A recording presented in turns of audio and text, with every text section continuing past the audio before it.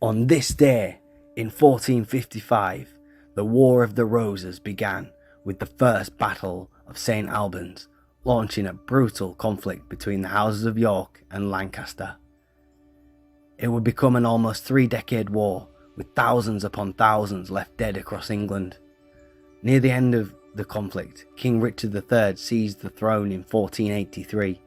Supporters of Richard argued that his claim to the throne was stronger than Henry Tudor's, whose royal bloodline was distant and disputed.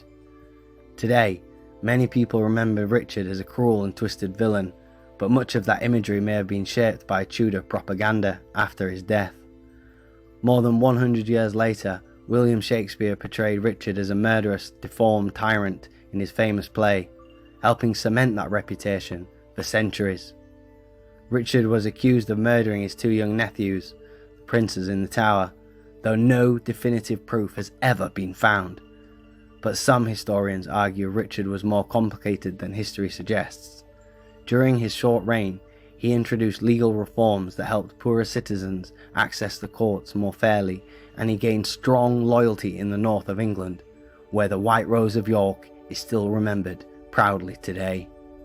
In 1485, Richard faced Henry Tudor at the Battle of Bosworth Field, one of the most decisive battles of the War of the Roses.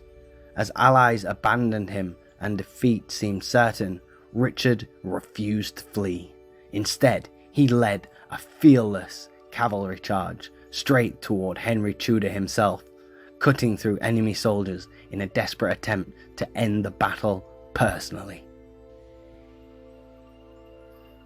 He fought to the very end before being surrounded and killed, becoming the last English king to die in battle. Henry Tudor would go on to found the Tudor dynasty, the same dynasty that benefited most from Richard's destruction in the history books. Centuries later, in 2012, Richard's skeleton was discovered beneath a parking lot in England, reigniting debate about the king once more. After all, history is often recorded by the victorious. So, what do you think? Was Richard III really the evil king history remembers, or was he unfairly demonized by the people who defeated him?